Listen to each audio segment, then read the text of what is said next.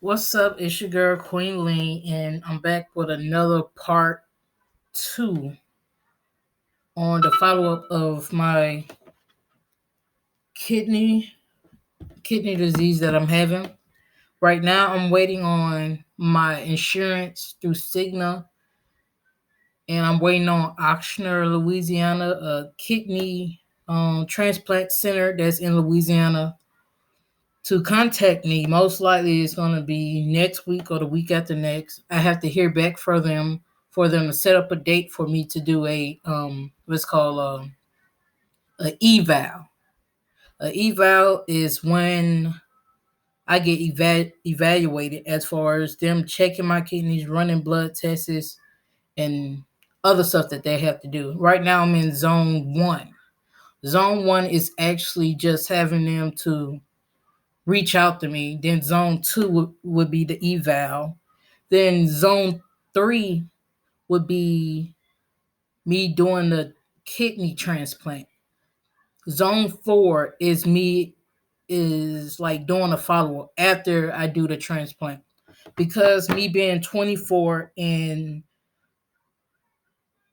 I'm young, it's gonna put me at the top of the list. So my doctor had to put in a request for a pancreas and a kidney. I need a pancreas and a kidney because my pancreas is not producing any insulin, which makes me a diabetic, and my kidneys are functioning at 11%. For the last couple of months, my kidney function has been going down, but it's been better now that I had did 2 blood transfusion back in December, and I was losing so much blood that month. I lost a lot of blood. I couldn't even function, barely could even walk. My blood level was at 6. I can't remember the exact number, but they said it was really low. And the doctor himself called me and said, "You need to go to the hospital. You need a transplant because you need a blood transfusion because you don't have any blood in your system." And the reason what made me notice I was feeling weird because I was at work and I was just feeling feeling really, really weird. And out of nowhere, I just started hyperventilating, went into a panic attack, like dang near passed out. I want to say I passed out, but I couldn't stand up. I couldn't stand up because I didn't have any blood in me. And then when I would call out orders, I couldn't remember my orders. I couldn't call them out correctly, and I was slurring my words while I was speaking. And that was a direct sign that I was losing a lot of blood. Um, and then I had no electrolytes. So back in December, they gave me a shot. They gave me a shot or I guess it was a hormonal drug to help me to produce blood, and to also they gave me a depot shot to keep me from losing blood. So now my labs are good and my blood pressure is is not good, but it's stable. And my what else was it? My cholesterol was normal. My potassium was normal. They give me shots I believe, every 2 to 3 months. Um, they give me this a hormone drug that help me produce more blood. And I am anemic, so it's like I get really it gets cold. When it's hot, I'm like super cold. And the doctors they want me to take like iron medication, but for me having these kidney problems, it's hard for me to take the iron medicine because it makes me really, really sick. If I was to take the iron medicine and not eat, I would get like sick. I'd be sick for a couple of days. Because me having this kidney problem, my lack of appetite that I have, my lack of appetite that I have, and And come on, you messing me up. The lack of appetite that I have is hard for me to eat. I drink a lot of liquid. I don't hold any liquid on me, but I do take a drink a lot of liquid. So that's what he wants me to do.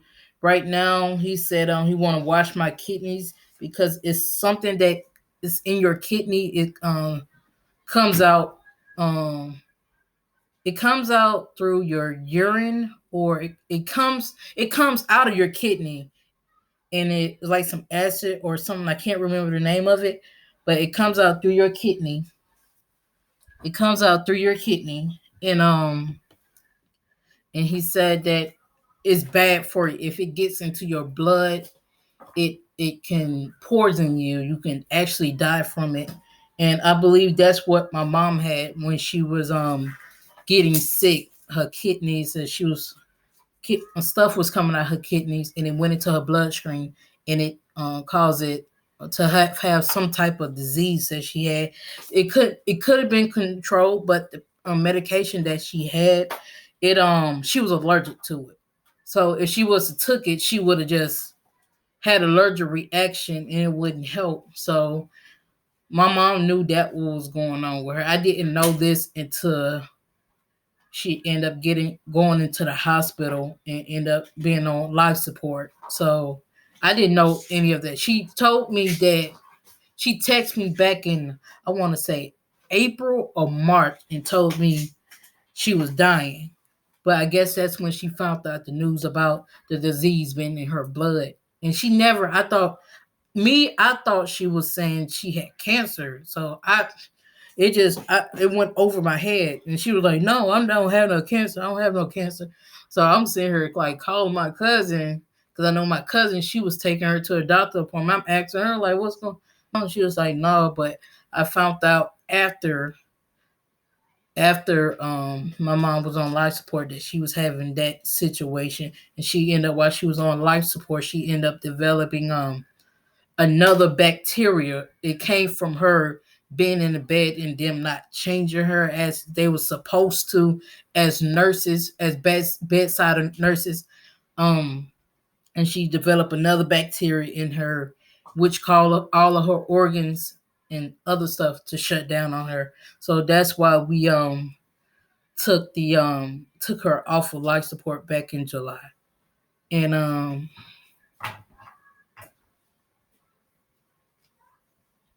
yeah, we took it back off life support. Right now, me and my sister are actually trying to get her headstone right now. We have the money for it. We have the stuff that we want on it, and the picture and everything. Her picture is going to be on a headstone. And what I want to do is see if the people can put her headstone on the that marks the 1 year anniversary of her passing, which is July the 6th. Yeah, July 6th. So it marks the year that my mom has passed. So because a lot of headstones, people that do headstones there, it takes them a month and a half to make it. Then once they make it, they got to put it in the ground. They got to make sure the ground is solid and everything. And my mom, her ground is actually solid now. She has a lot of grass around. Like the other people around her don't have as much as grass, but she has a lot of grass on hers. So, and around the time she passed away, she it was raining a lot, so it took a longer time for her to her ground to settle.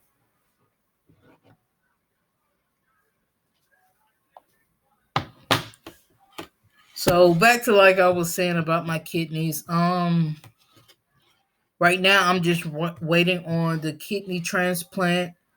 Um, People in Louisiana, so I would have to drive all the way. Like I think it's 2 hours away, 2 and 45 minutes away. To get there each visit, I have to keep being evaluated. My insurance, they qualified me for like 10,000 for me being evaluated as far as going to my visits. at every visit I have to do as far as zone two. Zone two is being doing an evaluated, and what else? And then they also paying for hotels, gas. They don't pay for food. That sucks. They pay for after my transplant, but I do have to check to see do they pay people to, like, when I do the transplant, do they pay people to be by my bedside? That's what I have to call my nurse, the lady that I work that's working with me through my insurance company, her, to see exactly what my benefits are for the transplant. But I talked to my doctor down here in Alabama. He told me that he said maybe 6 months up to a year when I may get a kidney. I really don't want to get anybody's else kidney. It's not that I don't like. I don't know. I think I just have questions in my head about, you know, about. I want to say just like, oh, I gave you this, you should do this for me. I just don't want that, have that on my mental, um, when I ask somebody for a kidney. So to see if they are a match. So I just rather just wait. Like, I take my medication, and stuff like I'm supposed to, but I'm gonna just it's just a wait in progress. I just pray that I don't have to go on dialysis, because me knowing how my mom was after she had her dialysis, like she did not like it at all. She always had to stay with candy. She was weak all the time. She she had, once she went in there and got her blood, the whole day was gone, and she just had, like, it put my mama in a really depressed place when she became on dialysis and when she lost her leg. Like right now, like, I have nerve damage in my left leg, and the muscle in my legs tighten up so bad, it gets me to the point where I'm crying. And I got that from a epidural getting put in my background when I gave birth to my second son. And he put it on the left side of my back too low, like dang near in my top of my butt, because he's before he put the epidural in my back, he was pushing on my back. He was saying, "Hey, he said your back is really swollen," and the nurse told me that he should have never put the epidural in my back if my back was swollen, and he couldn't find that point. And he did. He entered the epidural in my back, and I was in so much pain. I would press the button, because I was having those contractions. My son, he was stillborn. This was back in May. He was stillborn, and I kept. They put an epidural in my back, and I kept pressing a button, and down my spine, I felt was burning, just burning, and to the point the medication came out my mouth. I was just vomiting and just screaming because that's how bad it was. And they lift me up. They lift me up off the bed, put me on my side, open up my little thing, my gown in the back, and another experience. I think an anesthesiologist had looked at the back, and there was another woman at the bottom of the foot of the bed, and she had her hands folded, and he said, "Come look at this." He said, "This is too low. This is too low." He just kept repeating it, like, because I was in that much pain. And so he had to take that epidural out. As he was taking that out, my son was sliding out. So he had to hurry up and put the other epidural in my back. And then he pressed the button, and then the pain went away. After the pain went away, I pushed my son at natural birth. He was stillborn. I was exactly 37 weeks back in May of last year. And after that, I couldn't move my legs. My legs was so numb, I couldn't even walk. I had to stay in there an extra. I was in there already for like 2 or 3 days already, trying to give birth to my son. I gave birth to him around 1 o'clock in the morning, and I pushed him out. After that, we took the pictures. I held them. They took the footprints and everything, and they asked me, did I want to bury him or cremated him? I cremated my son. I got to cremate him. He's downstairs, and because I couldn't move my legs, I stayed in there 3 days after I gave birth to my son. And when my right leg could move, I could move my right leg, still couldn't move my left leg. So they had to make me do physical therapy, and I would walk around. So they gave me an extra day to do physical therapy. And after I left the hospital, they gave me a prescription to go see a doctor for physical therapy, and to go see a physical therapist. And slowly, as my foot kept swelling and swelling and swelling, didn't know what was happening. And then my face, I woke up one day, my face was just like swollen, like somebody just whooped my ass in my sleep. And my nose, everything, hands was swollen, foot was swollen. And I called my sister. I took a picture. I said, I don't know what's going on. I said, my face is swollen. She said, who you get in a fight with? I was like, I ain't getting in a fight with nobody. I woke up, my face and everything just swollen. And this around the time that I gave birth to my son is when my mom went into into surgery on the 20. She went into brain surgery on the 28th. She went that morning. I found out my son died right after she came out that same day. And she ended up dropping into a coma. And I have and then after I gave birth to my son, I had to stay in there a couple more days. Then after that, after I left that Sunday, I had to go back to the hospital on that Monday for my son because he ended up falling out of a chair and hitting his face. We sent it to a hospital because his face was swollen too long. It was over 8 hours. The swelling should have been went down, even though they put ice and stuff on his face. It was swollen, and found out that my son's liver was inflamed. It was two sizes bigger. Found out he ended up having mono. I didn't even know the heck how he even got mono. He had to get it from his daycare because I got tested. Everybody else in the house got tested. Everything else, everybody else didn't have mono because I don't. King, what? No, go sit down. I'll see you till you get done that. Yeah. Okay. Thank you. Okay. And then after that, go watch TV. Go do what I asked you. I'm messing you up. Go watch TV. I'm messing you Oh my up. God, why are you whining? Mama, I'm messing you up. Okay, you are messing me up right now. I'm stop. Okay, then when he went to the hospital, his liver was inflamed. They tried to say it was child abuse, so they had everybody come up there and stuff like that. So, and they end up, the detective, he ended up dismissing that he was had physical harm done to him. He fell out the chair and his face was swollen, and they could it because my sister, it happened the day before. She woke up, his face was still swollen. They gave him something for his face. Then she went to work for a whole over 8 hours and his face was still swollen. And she sent me a picture. I said, just take him to the hospital. Just take, because I was already in the hospital because I just gave birth to my son.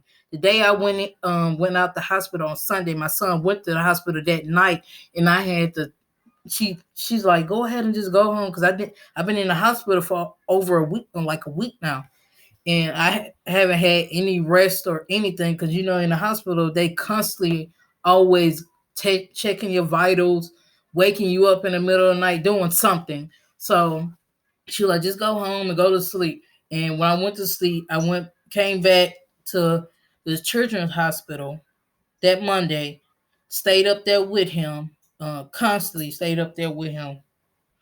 And while I was staying up there with him, my legs were swollen and I barely could walk. I had to constantly have blood pressure medication, my insulin, and everything with me. And at this time, I didn't know my kidneys was damaged.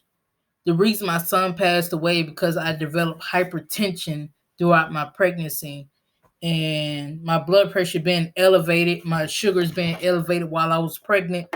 It it ended up cutting off the circulation to his umbilical cord, and it's caused him to suffocate. And that's how he passed. He passed the day before I had to go in. The day before I had to go in. So go get out my room. Thank you. And he passed away the day before I went in to give birth to him. I had the car seat and everything. I didn't even know he had passed away until they put him on a monitor and they couldn't find his heartbeat. And after all of that, right after I gave birth, I went back to the hospital for my son. He stayed there, I want to say 4 days. 4 days, and they found out they was running so many tests, they found out he had mono. And they was like, his liver's still inflamed. All we want you to do is do a follow-up with his primary doctor. They checked his liver, his blood levels was normal, so it went back to his correct size. After that, I went all the way to Atlanta. My mom was still in her coma. She still was in a coma. And while we was there, the doctor was like, she can hear you, she just can't move. Like, basically, she was paralyzed. She was only responding through like blinks and stuff like that. And I would sit up there and talk to her, and I told her that my son passed away and stuff like that. And I asked her, I said, and I asked her, was she mad? And she blinked her eyes, and the way we was communicating was like, I believe it was yes for one blink and two for no, or something like that. And she blinked her eyes and she said no. And she blinked her eyes, and I told her, I said, Jordan passed, the baby passed away. And you could tell she heard what I said because her eyes got big. And I asked her, I said, are you mad at me? And she blinked her eyes and said no. And and every time I was there, I was I was talking to her. I was telling her to move her hands and legs and stuff, and she would do it, and then the doctor would come in. Oh, they can't tell if it's her nerves or is it her responding. And I have a whole video of my mom moving and responding to everything I'm telling her. And then they kept saying, we can't tell if it's her nerves or if it's her responding. And I'm like, man. And they just kept giving her the seizure medication because she had brain surgery.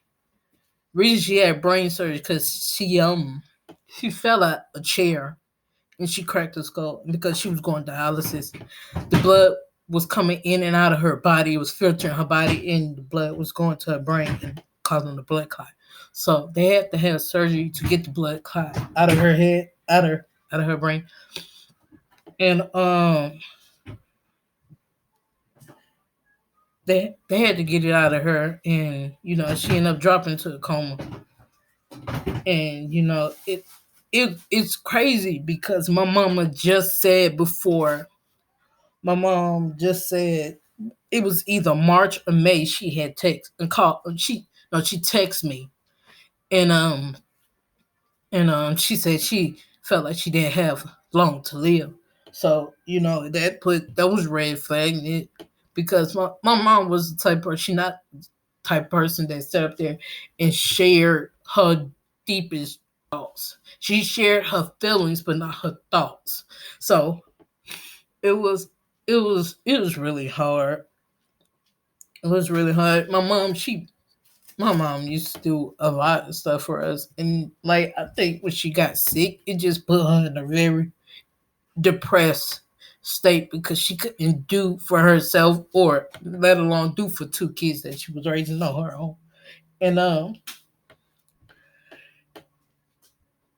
it's it's go to your room and take your clothes off. It's yeah, it to be honest, it's really hard dealing with what I've been through last year.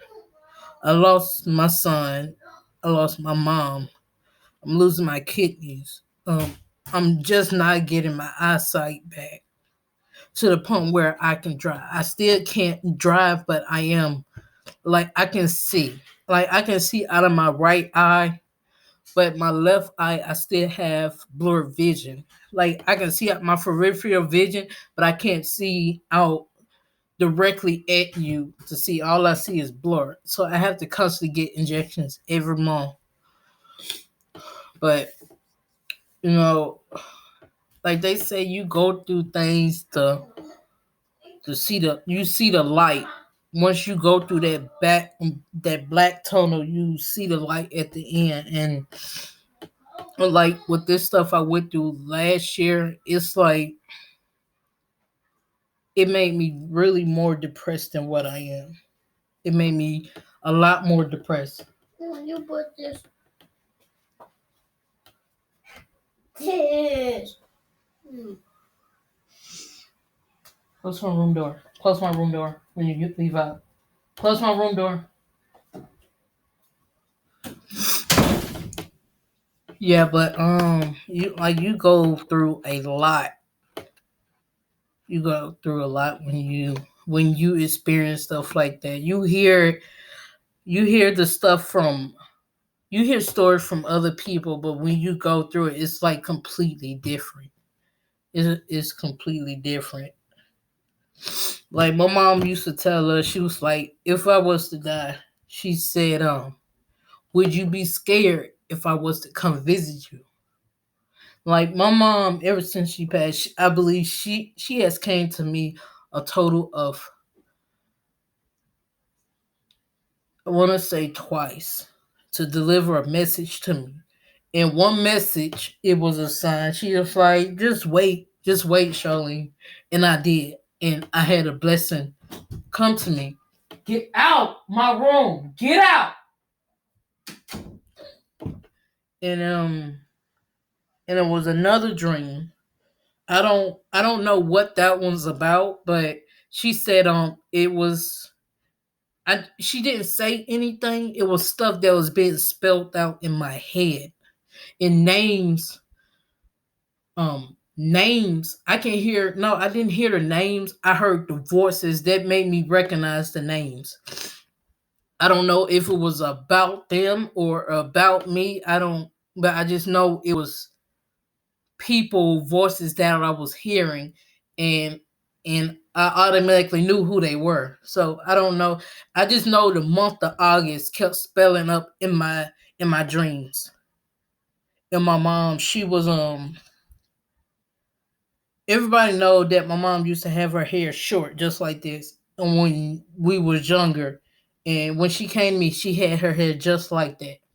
And she had her dark eyeliner lipstick on with glossy lips. That's how she always used to have her hair and have her makeup on. She would, I don't know what was wrong with her when we was younger. She used to and you know how most women put their makeup on before they get in the car. My mom used to put on her makeup while she was driving. It was just weird. And then she would always say, grab my lip gloss out the glove compartment. And she always have a lip gloss with in a glove compartment, and then her lip gloss was see through because she had that black eyeliner. She would have it on the stick, and then roll it on her lips, and then the inside of the bottle be black from the eyeliner, but it was clear lip gloss. And and she used to put the little stuff on her eyes in the car. I don't know. She always used to put a makeup on in the car while she was driving. And you know, when my mom got sick, it just put her in a very dark place, and I know exactly how she feels, because me losing my eyesight, my kidneys, and then dealing with the stuff I have to deal with when I have nerve damage. I have nerve damage in my left leg from the epidural being put in my back bone. And the pain that I endure all the time is so painful that Tylenol can't even help. Like, my primary doctor, he wants me to go see a neurologist. And a neurologist, what's he going to do? Just write me off pain pills. First off, I'm 24 years old. I'm not trying to be addicted to any pain pills. I'm not trying to take any of that. Like, so what I do is I take like cold feet baths, and I drink a lot of water, because if I don't have enough fluid in me, like water, my muscles tighten up, and it hurts, and I have to relax my body for my nerves to just, the muscles in my legs is just, it tightens up so bad to the point I'm crying. And thing is, I don't want to see a neurologist, because I know they're just gonna give me Percocet or some type of pain medication, and I'm 24, and I'm not trying to be addicted to the pain medication and have my body just rely on pain medication. So yeah, I just take Tylenol, and I look up home remedies that's online to see what works for me. But other than that, if you guys want to see my journey throughout my kidney, I will be buying a camera so I can upload videos of my procedure throughout my trip to Louisiana, when I have to constantly go see the doctor and be evaluated. I will keep you updated. And also in June, for 2 weeks, I'm actually going to California for my birthday. My birthday is June 10th. I'll be turning 25, and I'm going to video that.